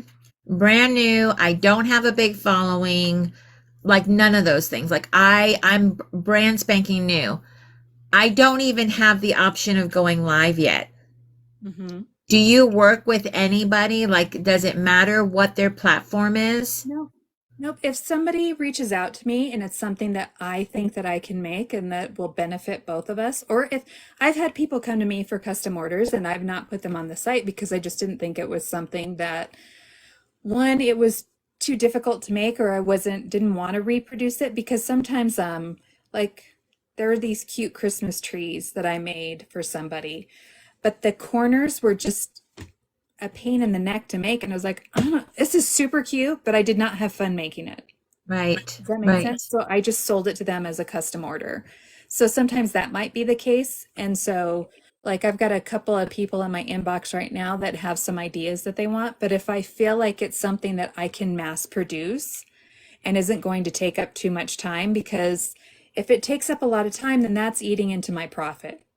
Absolutely. So, Absolutely. Because you guys have to think about the whole process. yes, There's a whole process to it. You saw her designing the Cupid, right? That's where it starts and goes back and forth with the designer, is what I'm thinking. That's yes. the part that goes back and forth with the designer. And then it's colors, material, Shopping right? for it. Shopping. Yeah, Do all of that. So there's a lot that goes into it. If people don't understand why attachments are priced the way they are, there's a Mhm. reason. And a lot of people use clay. I am trying to stay away from clay as much as possible because clay, I made some marshmallows for somebody, and that was like my first time really using the foam clay. And those marshmallows took almost a week to dry. I was like, I don't have time for this. So I try and not use clay because there is a lot of drying time for that. And so, I want the process. And even I tend to use a lot of Mod Podge sometimes, and that will dry overnight. And even those things sometimes, like the lollipops, everyone loved my Grinch lollipops. I hated making those things. So, I'm so glad that you did not look like you were hating them because I watched you make several of them on your live, but you didn't convey that, just so you know. You did a good job of not conveying that. yeah, I actually finally was like, okay, I need a break from these. So I took them off the website, and I've had 2 people ask me, when are they coming back? And it's not even Christmas anymore. And they're like, can I buy, 3 to 5 sets for next year? And I'm just like, Well, is because there people more? honestly, Mary, and here's coming from me as well. I may have not jumped on board this year, but there's several things that I saw that I want to start using for next year, and I have to prepare my head for it. Like poor Christine, I bought some lollipops from her, and I saw her pop into my lives waiting for them to be used, and I'm like, I am so sorry that's not me. I'm not that designer. They have to sit in my head. They have to live in my head before I can actually come up with something that I'm gonna love, that I hope you love. But I will be sharing when I do when I do finally make them. But that's just me as a designer. Everybody has their own design process, their own They thought do. process, their own creative style, right? Yeah. And if I was to buy all the attachments that I thought about might work for me, first of all, I would have no space in my craft room whatsoever. But I know myself well enough to know that they're going to be stored until next year. So put a pin in it. Yeah. Know that that's going to be something you will use, but not right now. So I understand people looking for stuff and wanting to purchase stuff after the fact, but that would be why. Yeah, so I've made somewhere between 250 and 300 wreath attachments in the last 6 months, and I don't have two or 300 social media posts to share with you, so I don't have that expectation. I think when I'm working with a designer, typically they they do a live or something or a social media post or something with them, but I know because I've been doing this a long time, I know how it works. Like I know once in a while, um, I might send something free to someone because they inspired me or I'm grateful for them as a thank you. But I don't send it to them with the expectation of a social media post. If I send something to you out of gratitude, that's all I'm sending it to you for. I don't expect you to, you know, do a To dog and pony reciprocate, to show just reciprocate, because I right. sent you something. I'm sending it to you because it meant something you did for me meant something important to me. So I just and I think, even when you're like I was going to say some people like Lindsay had shared super smart idea that she works with realtors. If you want to build like a local business, like it's super smart for you to go and sometimes you have to make stuff for free and give it to someone that you can get some value back from. So, like go find a really super, super busy realtor and walk in there with a couple of wreaths that you can, tell them, I can do a bulk order for you and I can give you 20% off, blah, blah, blah, blah. Like that is part of marketing. That's part of your business expense and building your business. Like, again, it's not just making pretty. You have to do the work behind it and be methodical about spreading the word of who you are. And you got to show up to places, whether it's local small business gatherings or whether it's, getting on social media and telling people, shouting from the rooftops about what you've got going on. And You're yeah, the you just face of your business. 100%. You're selling Don't. yourself more than you're selling your. That sounds so scandalous. I really want to say something inappropriate right now, but I I won't. understand and I love you for not doing it. But can I put you on the spot Yeah. with your permission, with the understanding that you can say I'm not comfortable, okay? You can absolutely say that. What's the benefit of a designer choosing you to make that wreath attachment? What's the designer get from that? Oh, you don't have to, like I said, you don't have to share, but it's a curiosity factor for me and we can talk about it offline. So go ahead and formulate your ideas. I saw your look, so I already Well, know well, that I'm that trying could to be think. I mean, I just asking. generally anybody who wants to work with me, I'm super grateful for that. But I don't know. I think my designs are really unique.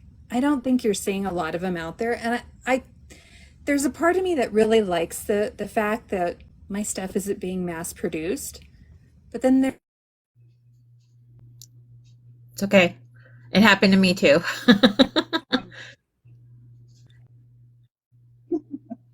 um, the benefit from working with me is that you're going to get something unique that doesn't look like everything else. But I don't want to never say never.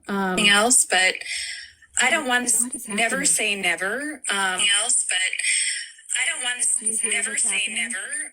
Else, but I It's don't want to repeating never say itself. never. I might have to go out and come back in. Yeah, go out and come back in. Oops. Yeah, go out and come back in. Yeah. It's part of the whole joining me on, we're trying to figure out how to do it on one screen. So that's why these little hiccups will happen. Here we go.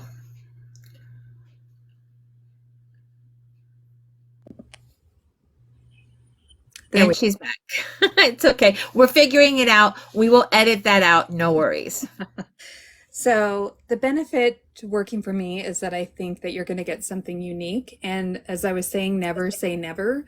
Um, there is a part of me that likes the idea of just designing and not actually producing a number of attachments. I've mentioned before that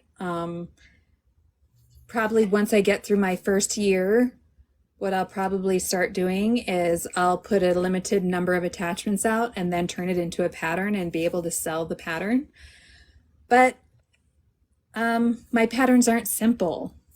And Okay, but suggestion, tutorial with pattern. yeah, Just saying, because I'm like, girl, you can give me a pattern and I'm still gonna be lost. I'm gonna need some help. my kids will tell you I'm not the best teacher. So I'm always like, oh, just let me do it. So I understand, but this is just you talking with you, walking through you, you yeah, know. So we'll see. that's something. That's something. I don't And want to somebody in the promise chat said anything. monthly subscription. Yeah, I know. I get why all of the designers have done that. Like I Right. totally get it. That's why they're doing it the way they're doing because December was rough and I wasn't even posting that much. Like I had so many more designs that I wanted to put out, but I could barely keep up with the five that were selling. So I was So have you gotten sick of them? just the lollipops. The Okay, just the lollipops were the only lollipops. ones. The lollipops were the only ones. So yeah. But even like this little Cupid, he's adorable, but his hair took way too long. So, Understood. Understood. So let me just ask you to define this for you. okay. Collaboration over competition. What does that mean to Mary? So, having had my background, I will tell you that being a makeup artists and hairstylists are some of the most dramatic, drama-filled communities on the planet Earth. Understood. So, there was always so much drama and people trying to pull you into their camp from here and there. And I absolutely refuse to do it. I'm too old to care about drama with other people and stuff, and so I prefer to be Switzerland and I will collaborate with anybody and everybody if it works for me and um and as long as I'm not getting screwed basically in the process. Um Right. so I'll tell you also that as a makeup artist, I got more work from other makeup artists in the community than I got from stealing anybody's client. Does that make sense? Which is the same It's the here. It same should be here. the same here. I mean, and the thing is we're all so different. We all offer different things and have different things to offer. Um, so yeah, so we just Okay, gotta, we but have, what is well, okay, so what does collaboration mean? For those that don't, like, how do you, like, they know, okay, wow. Phew, there goes Claudia with the words. All right, edit. edit. So when somebody hears the word collaboration, being that they have heard the word collaboration, but have felt the sting of not happening, not collaborating, more competing. Like, so collaboration has now become a bad word in their eyes. Like, they don't understand collaboration in the way that we're talking about, as far as I'm not in competition with you or you or you or you, even though we're making similar stuff. I Hmm. am not in competition with you. I'm in competition with me. I want to be better than I was, right? Yeah. So, what do you tell somebody that basically is watches certain people, so are learning basically based on what they're watching people do, right? Hmm. How do you get to that mindset where, yeah, you're watching me do this, right? I maybe have been doing it longer than you, so mine is going to look different than yours, but it doesn't mean that you're doing it wrong. I'm trying to figure out what. Okay, so for example, you go on Etsy and you look for wreath attachments, right? And I'm talking specifically wreath attachment makers. 10 people are using the same pattern, but that attachment looks different in all 10 shops. So there's always going to be a little human nuance to it. It's one thing if a machine is making it, but we're human and we're all individually creative. And you can give us the same exact project with the same materials, 10 of us, and you're going to get 10 different versions of it, right? And I think being able to internally accept that one person isn't necessarily better than the other. It's all different. And what we as individuals are attracted to is also we all have different tastes. So I have no problem. Like, I love watching other attachment makers and seeing what they're doing and how they're doing it. And because I know I'm not out here to try and be better than everyone else. I'm just trying to be the best me and do the best that I can for myself and my situation. I think it's important to embrace other people in the community that are doing the same thing as you are. Had it not been for Derica's designs, I wouldn't know the basics. That she put out some free YouTube videos, and so because of her, I know that I can use foam board and I can use polyfill and I can use all these different products. But what she actually made isn't what I make. Does that make sense? Like, It does. we all use evergreens, we all use grapevines, we all use deco mesh. How somebody rolls it and cruffles it is different than the next person, and how they place it in the wreath is different than the next person. Somebody has longer tails on their bows than me. Like, we're human. There's a human element to crafting and to handmade goods that you don't get from mass produced goods. And I think it's better to be in that mindset, and and collaborating with others and community is so much better than competition. Like, you don't have to worry about competition. Like, if somebody likes your stuff, they're going to buy it.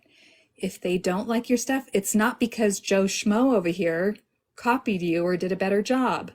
You know, it's just, and And they, sometimes it's just a matter of supporting the creator because they like the creator. yeah, Sometimes yeah. it's as simple as that. And that could be the case. They want to support someone because they like them, you Yep. know? So people in the reading community, they're not your competition. You can collaborate to level each other up. Um, back Well, back. see, and Michelle's in the comments. People buy from people they like, but she has actually said that competition can actually be healthy in the sense that if you see somebody doing something that you want to do, that part of competition is you then doing what's, similar to that Mhm. in your own way. Yeah, Like, you know, make it yours.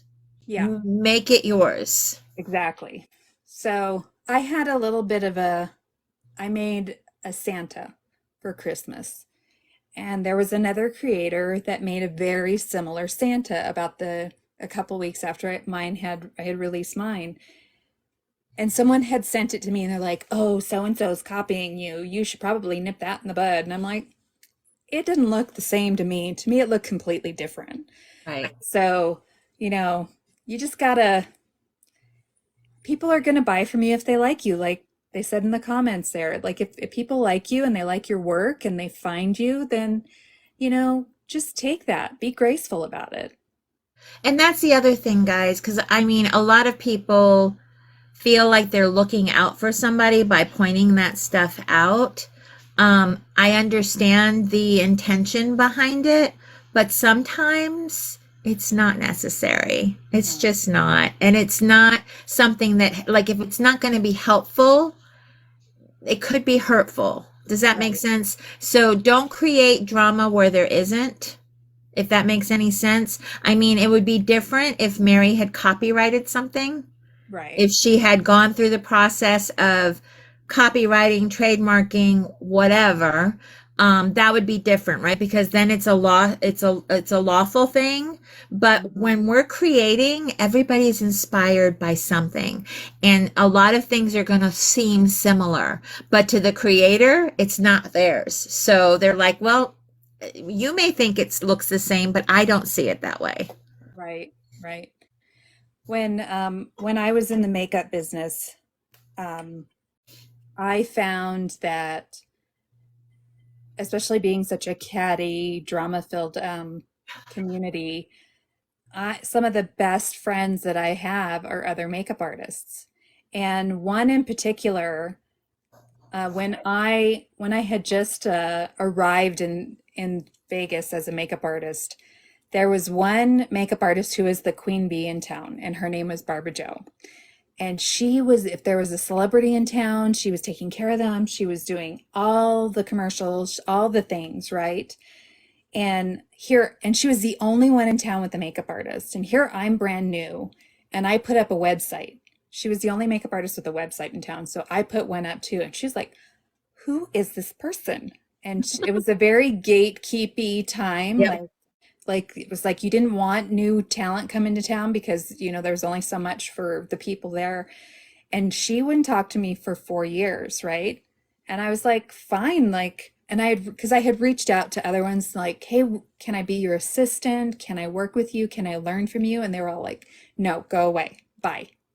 Bye, Felicia. Get out of town. Go to LA. Go to some All the school. things. Yeah. Yeah. They were like, shoo, shoo, shoo. And I was like, well, fine. I'll just market myself and figure it out. So I had to go and work for free and to build a portfolio of my work. And I was working with, and I was like, I couldn't get photographers to work with me because they were like, oh, well, I only work with so and so. And I was like, well, fine, I'll go find some new. So I got online in this forum that I had, and I created an event and I did it so I could build my book. And I created an event where I invited photographers from all over the world and makeup artists from all over the world to come in. And I had made friends with someone who owned a modeling agency, and I'm like, can your models, we were all people who needed to who were up and To coming and grow. needed to build To our grow. books. And we were finding the same thing in our community. Yep. So all these people flew into Vegas, and we did like 3 days of just models and shooting. And so the models got new material, the makeup artists got new material, the stylists got new material, and it was this huge event, and it just about broke me. But sometimes you have to think about, what do I need to do for myself to make this happen when I'm not getting what I need from the community, if that's what you're coming up against. Sometimes you need to be and build your own community. And it's okay to do that, because you see there's different tribes within the wreathing community. Oh yeah. There's other groups that you see that are thriving and doing great, and like, I have no idea what's going on over there, but I like what's happening here, so this is Right. good. So So that just goes to show you, coming from an era, because I can speak this with Mary because I am older.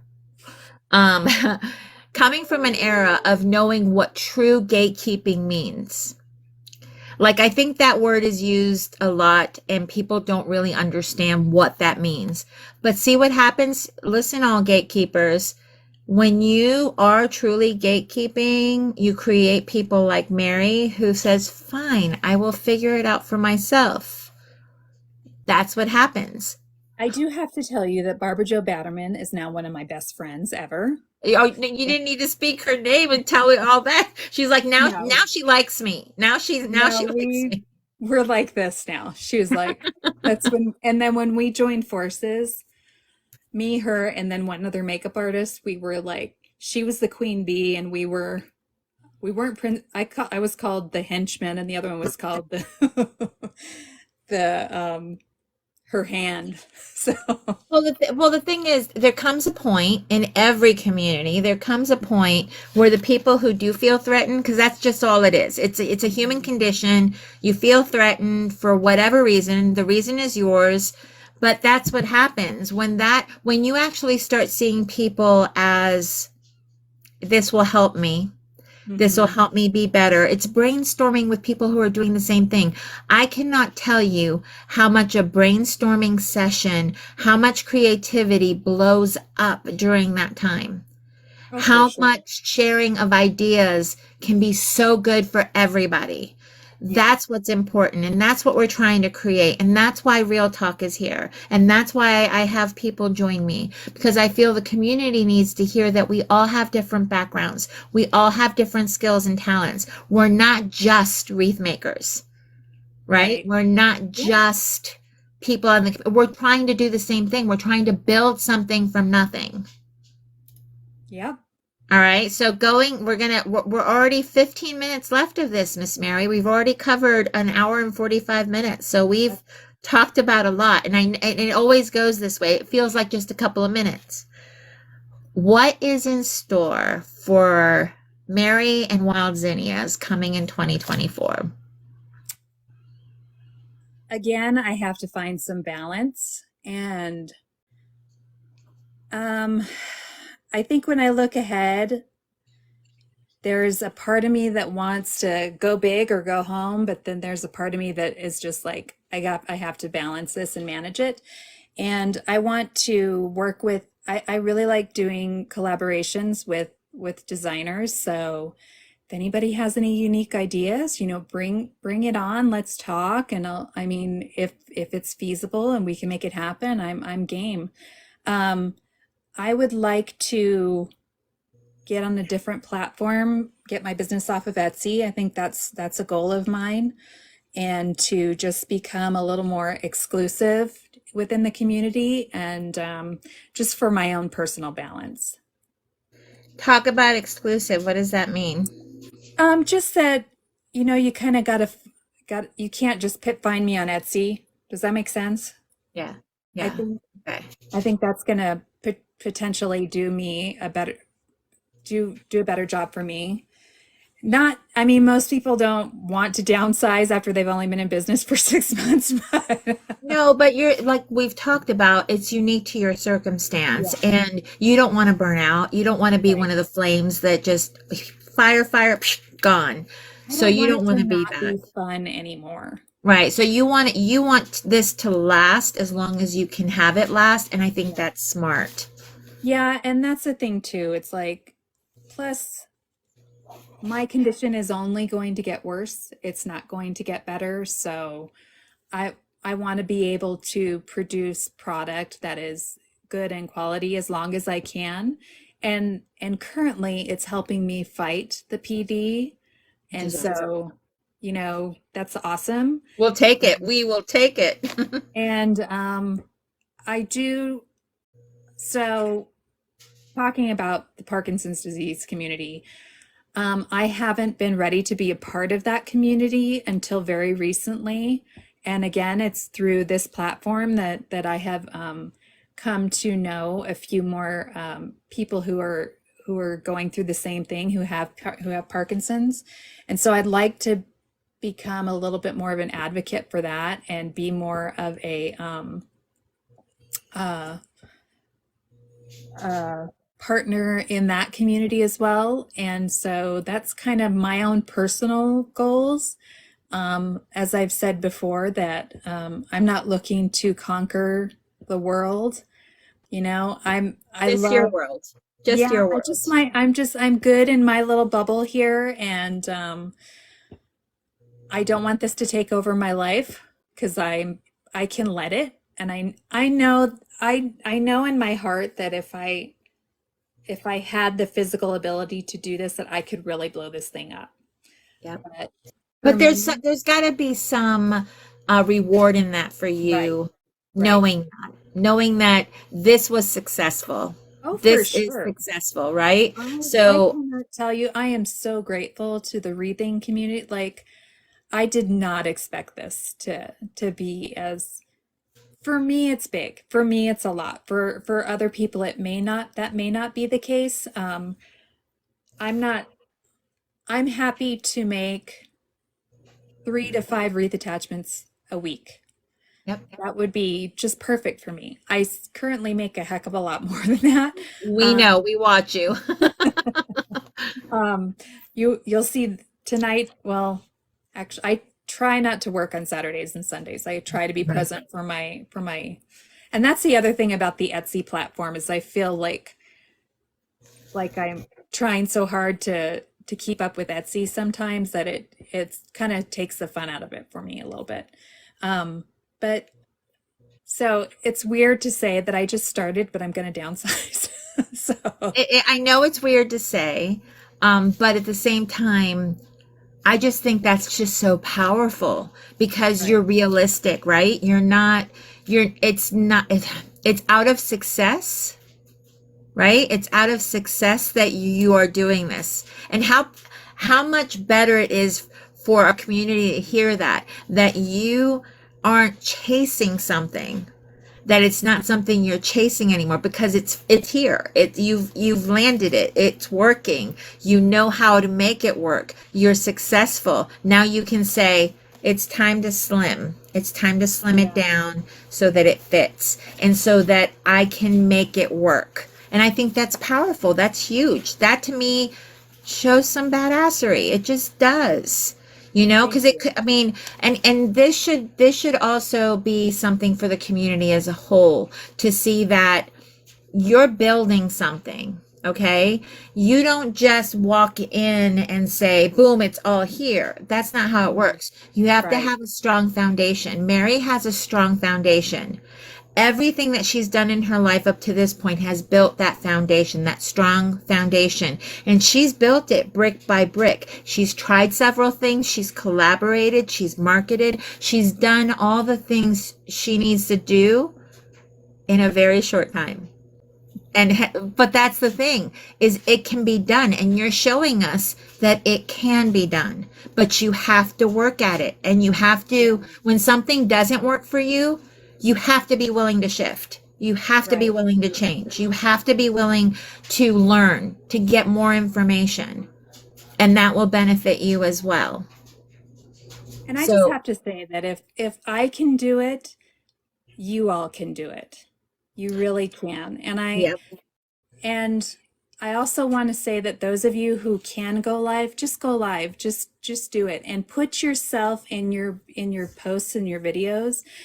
I don't post a lot and I want to post a lot, but I love I can't post a lot because then I get too many orders. So it just I sounds can't so post a lot backwards. because then I blow up and I can't keep up. I blow up and I can't keep up with the fame people. We're wreath makers are needy. We see something we like, we want it. We all know that, right? We're all addicts of sorts, ribbon I addicts, know. wreath attachment addicts, so on and so forth. Okay. So just know that it's not a bad thing.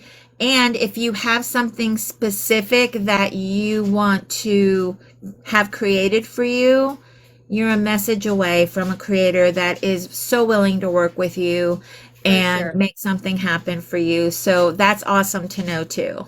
Yeah, like if anybody has any, like I'm kind of the do as I say, not as I do in that kind of a situation. If you guys have any questions or any problems, please feel free to message me. I'd be happy to, look at your websites, look at different things. I mean, you know, Careful, careful, careful, careful, but seriously, because I'm when happy you to put help. yourself out there like that, other people that get those messages are going to start sending them to you. Be like, I don't feel comfortable doing that, but I know somebody who is The only person who is rating my inbox right now is Chris Hemsworth. He's tried to be my friend 40 times. right now. Right now. Yeah, I made some comment on some video that he did. It's got like 40,000 likes on it. And now I'm getting spammed by all these wannabe Chris Hemsworth people. And That's I tease hilarious. my husband all the time, like, Chris Hemsworth wants to be my friend. and he's used all 50 of his profiles to try and get my attention. That's fantastic. Guys, we're down to the last 5 minutes. I encourage you to ask any questions of anything that you've heard here that maybe Mary can answer for you. She's more than willing to. We are here for the community, and we mean it. Like, it's not just talk. For us, we walk this, and you can tell by how willing Mary is to help other creators make their creations come true. I do real talk. I go live. I share everything that I've learned. I'm willing to share. Just know that we are here for you guys. We are here for the community, and we appreciate you guys. Thanks for watching us. 100%. Thanks for joining, everyone. I really appreciate it. There's some funny things. Someone said, you have so many Rick Springfields trying. That's hilarious. I have a few Rick Springfield. Rick Springfield was actually the first celebrity I ever worked with.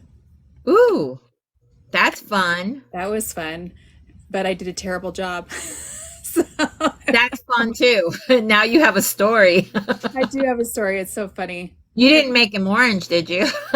No, actually, so I was working with this really big photographer named Neil Preston, who had shot like all the Led Zeppelin album covers, and like big guy. And he's like, make sure you don't put too much makeup on him, because he puts too much makeup on himself when he at the show, right?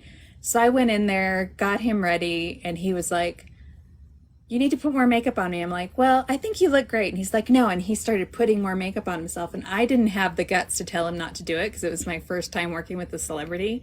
And then when we went to the set, the photographer was like, what the hell? And I'm like, he just started putting makeup on himself. And so he's like, go blend that out. So I had to go out there and just like blend his face out. And it made the Yeah, cover of People magazine. So I can imagine him putting his own makeup on really had no technique to it.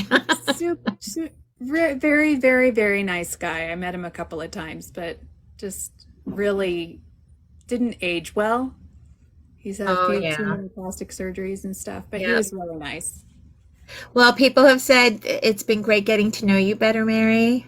So that's been awesome. As a community, how can we support you other than, of course, shopping from you? Because I think we've got that. We do that. I think How just else can hanging we out with support you? me. Just That's all hang out I'm with me. looking for. I just like hanging out with people.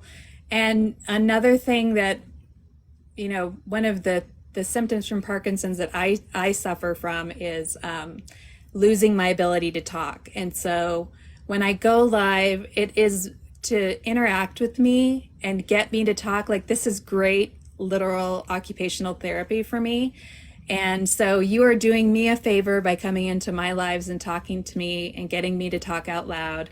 You're helping me be more healthy and to fight Parkinson's disease, because the only things that nothing, although they just found the genetic marker for it this year, so there's a lot of new research, but the only thing that slows the progression is to exercise and to talk and to communicate, which is, because we tend to shut down and turn into statues. And so anything you can do to keep us animated and moving, you know, that's I about can keep it. you dancing. I have no problem keeping you dancing.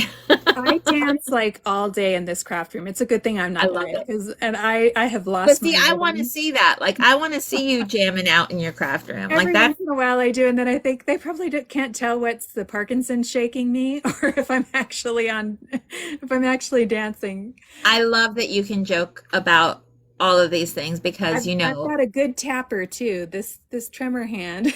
I can I can give you lots of likes. So, I love her. I do. I love Mary. Okay, somebody said I love watching Mary's lives because she is so calming and I love it. oh, thank you. I appreciate that. See, and I love watching Mary's live because she keeps me jamming. So everybody gets something different. We've got some good playlists, girlfriend. Yeah, I hear you, friend. I hear you, friend. Well, thank you, everybody, for joining us. Mary, thank you for being so willing and so open and so authentic as you always are. And guys, don't forget, if you do have an idea, an inspiration, or something that, you know what, you're like, maybe this could be a really cool attachment, go ahead and reach out to Mary. She's more than happy to work with you. And as long as it's not mass production, it's good. Right. And I may not be able to get to it for a couple of weeks, but you got to give me some time too, because I usually need about 2 weeks ahead of time to be able to sit down and really focus on something new. So if it's like Valentine's Day, I think this Cupid is the last thing I'm going to be able to make for Valentine's Day. I think Valentine's Day is done for me, Mardi Gras is done for me, and I'm going to be moving on to Easter. So Yeah, that's so we're pretty looking for soon. Easter stuff coming. Easter Somebody and said St. any bunny Patrick's Day. ideas? Yeah, Easter and St. Patrick's Day. And I mean, even that window is closing already. So I my know. I think I'm going to skip 4th of July altogether. But Okay, I fair think enough. mostly because there's so much in the stores for 4th of July that it It's true. doesn't, I really don't need to put that on my plate. I might do one attachment for 4th of July. Um, Lindsay had suggested making the cute little, Oh the yeah, show that real quick. the Show the photo. milkshake. Can you guys see that? The milkshake in the middle next to the Santa, the skunks on the bottom, and then the She had milkshake. suggested making that a 4th of July version, so I think that's probably the only one I'm really going to do for the 4th of July. I'm going to start working on Halloween and try and be nice and way ahead. And I think, as I had mentioned before, I'm going to probably make a limited number of attachments of each one and then just let it go to pattern after that. So, Which is so exciting. yeah. All right, guys, you guys have a wonderful Friday. And remember, Friday is very busy for all the wreath makers, so we'll see you on Wreath Boulevard. Take care, everyone. Bye. Bye.